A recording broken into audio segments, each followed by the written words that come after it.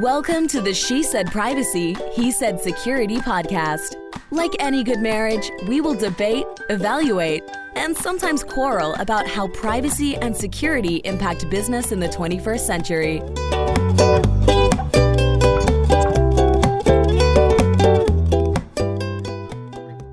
Hi, Jody Daniels here. I'm the founder and CEO of Red Clover Advisors, a certified women's privacy consultancy. I'm a privacy consultant and certified informational privacy professional, providing practical privacy advice to overwhelmed companies. And I'm joined by... Hi, Justin Daniels here. I am a technology attorney who is passionate about helping companies solve complex cyber and privacy challenges during the life cycle of their business. I am the cyber quarterback, helping clients design and implement cyber plans, as well as help them manage and recover from data breaches. And this episode is brought to you by Red Clover Advisors. We help companies to comply with data privacy laws and establish customer trust so that they can grow and nurture integrity. We work with companies in a variety of fields, including technology, SaaS, e-commerce, and B2B service providers. In short, we use data privacy to transform the way companies do business. Together, we're creating a future where there's greater trust between companies and consumers. To learn more, visit redcloveradvisors.com. I think my coffee from this morning has somehow magically gotten through to you as the non-coffee drinker. Very high energy. Okay. Well, I'm excited for this particular topic because we're going to head to one of my favorite places. I can't wait. To the blockchain. I can't wait. At least it won't be NFTs today, maybe. You never know. Anyway, well, let me introduce our guest today. So we have with us today, David Chan. He is a managing director within E&Y's cybersecurity practice with over 16 years of experience within the space. He is currently focused on security reviews of Web3 and blockchain implementations at large organizations. David, welcome. Thank you both. Glad to be here. And before I dive into our first question, it might be helpful if, David, could you give us and our viewers just a simple definition? What is Web3 that everybody is talking about? No, it's definitely a buzzword out there, and there's no shortage of that. But it's a new paradigm in which the evolution of the internet has gone through Web 1, Web 2, and then now Web 3. And in Web 3, the premise is that the ownership is placed in the user. So it's a democratizing paradigm. And the simple way that I've heard it explained is that Web 1 was read, Web 2 is read-write, and then Web 3 is read-write and own. So the ownership piece is the difference here. In the Web 2 world, that a vast majority of our technology solutions are currently running is a centralized entity that owns and operates the infrastructure.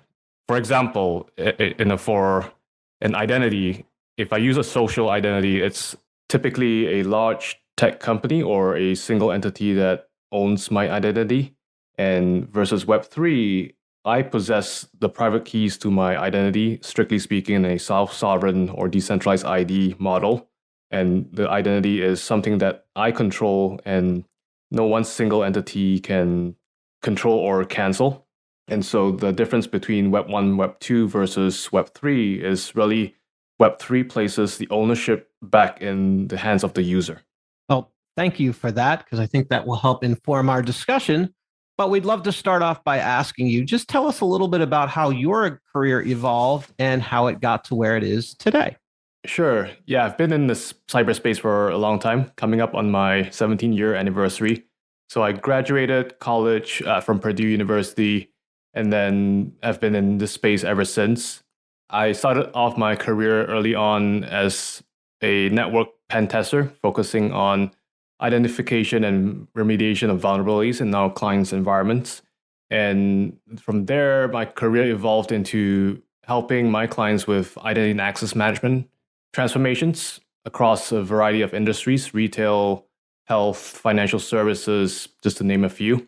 And more recently, have been focused on emerging technology like blockchain and how it enables IAM and how do we use blockchain to drive portability of an identity through verifiable credentials and DIDs, which I can dive into a little bit deeper.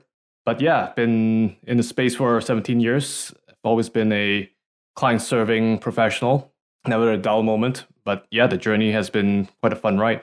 It's always a fun journey. And congratulations on your anniversary as you come up on 17 years. You mentioned identity management. Can you share a little bit of the different types of identity access management programs that you've worked on and that you believe are helpful to organizations? Yeah, so different types of IAM. And I like to think of it as three areas. So it's B2B, business to business, B2E, business to employee, and B2C, business to consumer. Or in some cases, it's B2B2C. So it's you go through a business and it's the customers of our customers that we have to serve.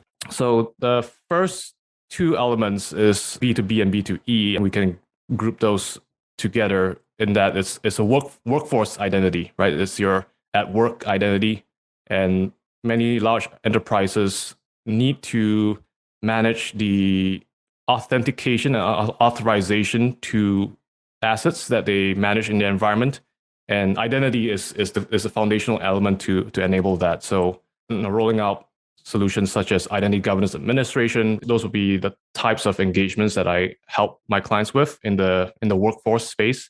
And then on the consumer aspect of it, that's a consumer identity. So me as a consumer versus me as an employee at a company.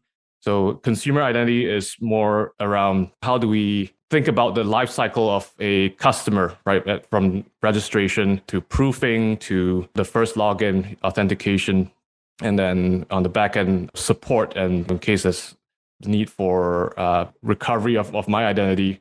So it's the full life cycle of the customer IAM that our clients need help with, and it's a foundational element to enable digital services online. So an example would be if for a cruise liner client, in order for me to order a margarita on a ship and for that margarita to find me on that ship, anywhere in the ship, there needs to be an identity that's established to enable that use case. So there's the at work components, and then there's as a customer component of IAM that I help my clients with. I really like how you broke that out. I think so often people only think about maybe the employee side and not as much, or they only think of the customer authentication side. So I appreciate how you've outlined those multiple different buckets. Thank you. I think it's time for you to ask the next question. Oh, no, I wouldn't want to take away from all your excitement and thunder. You're like a little kid in the candy store. I know. I'm fascinated with this topic.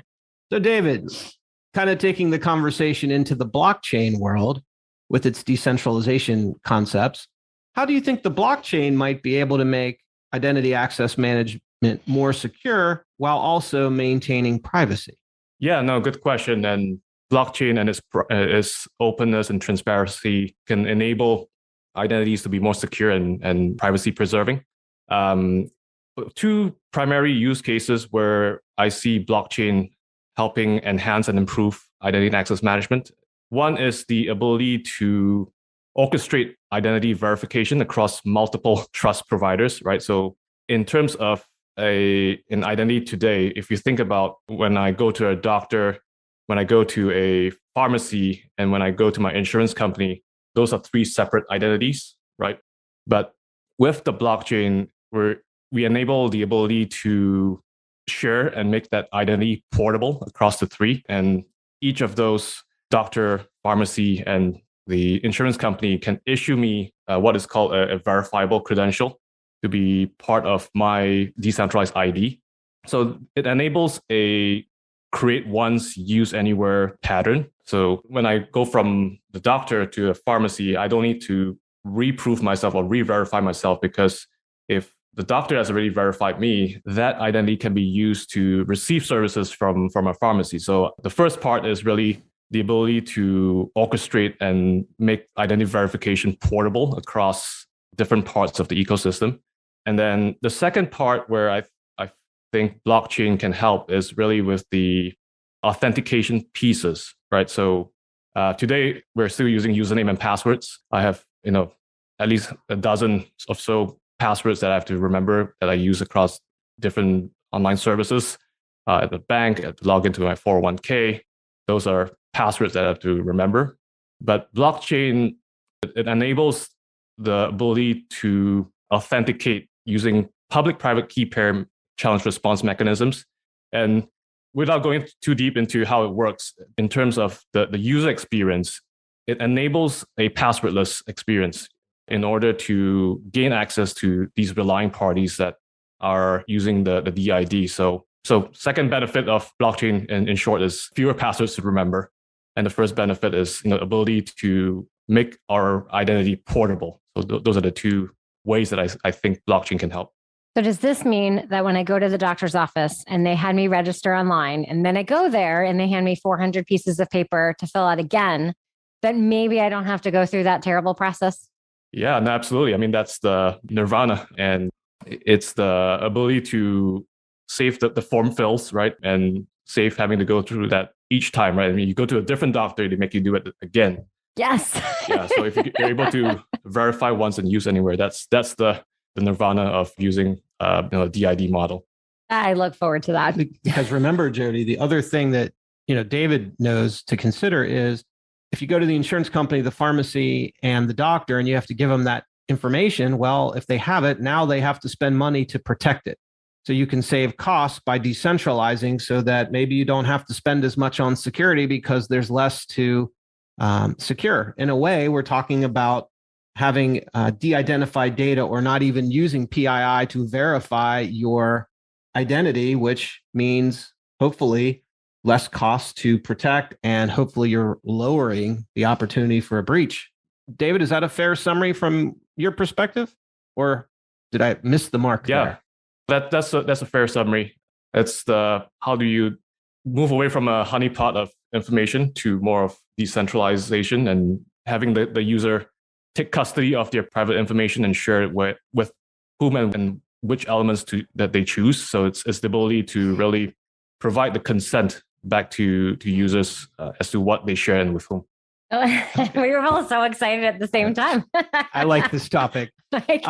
So David, as a follow-up question, from your perspective, what needs to happen to see more use of, as you call it, a DID or decentralized ID in the private and public sector?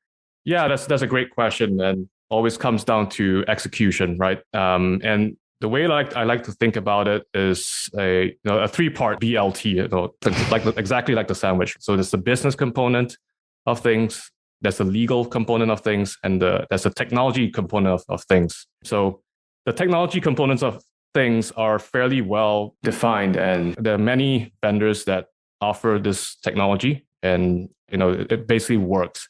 The hard pieces are the business and legal pieces, right? So doing a deeper dive on the business component of things, there needs to be some sort of an incentive for businesses to adopt the use of DIDs.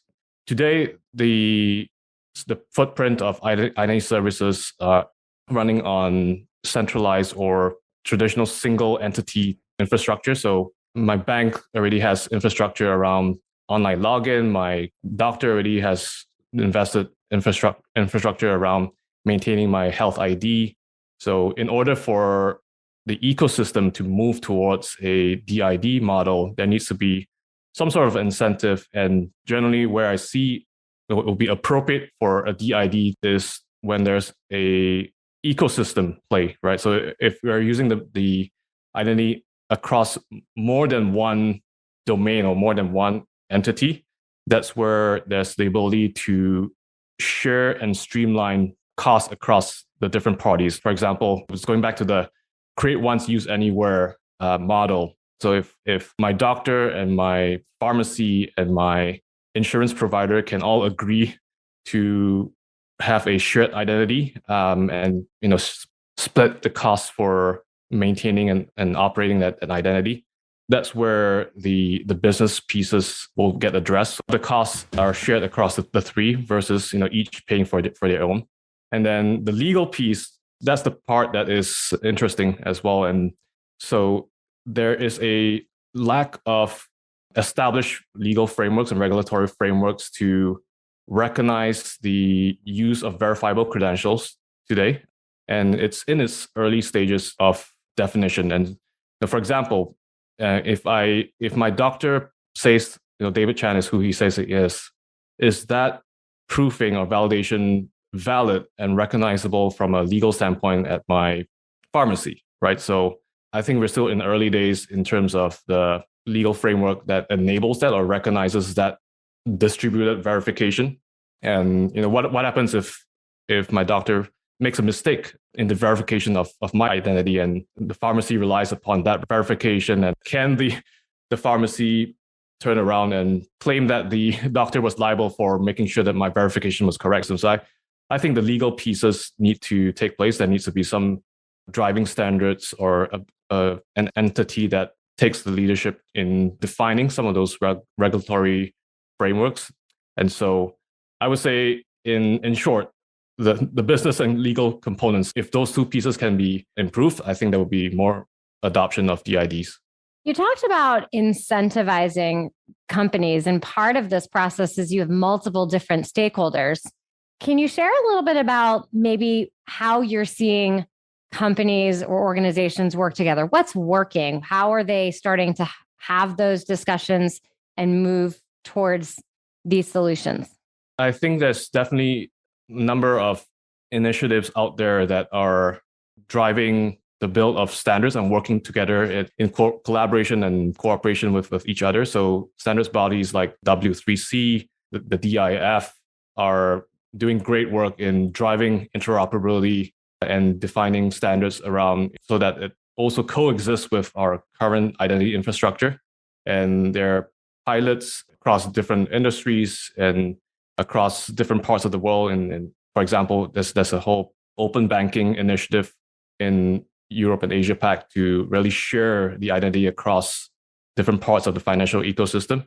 So I would say that, there are standards bodies, there are industry consortiums that are doing pilots in the DID space that are really spearheading and being the pioneers for the industry and in the space.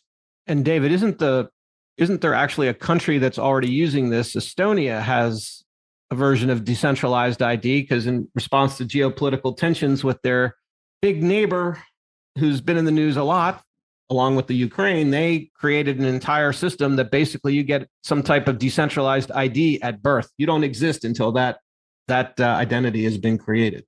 No, absolutely. E-government and government ID is absolutely a strong use case for DID. The ability to have one government ID and the ability to use that across different government services. And government is generally a recognized issuer of identity, and it's a entity that can be a certified identity issuer and a trustworthy identity issuer. So yeah, absolutely. Implementations like in Estonia are ones that are examples of adopters in the space. As someone who has had a lot of experience and seen the evolution of privacy and security issues and challenges, I'm sure you're quite popular when people say, what should I be doing to protect all of the personal data that I have? So we always ask our guests, what is your best personal cyber or privacy tip that you could offer? Yeah, personal. I would say in order to catch an attacker, you have to think like an attacker. So really, I think it boils down into three components. It's the realization of what you have, right? So just to take an example, for if someone were to break into your house, what are the ways that someone could break into your house?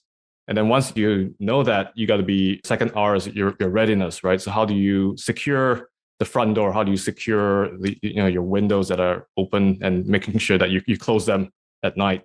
And then the third is your resilience, right? So now assuming that you've done everything and an attacker still gets into your house, what is your response to that, right? Do you have a procedure where everyone knows to call the police when some of that happens, or if there's a monitoring company that looks to make sure that if you're not home, if it detects an intruder, that it will call you and call the police. So it's the resilience piece and the response piece.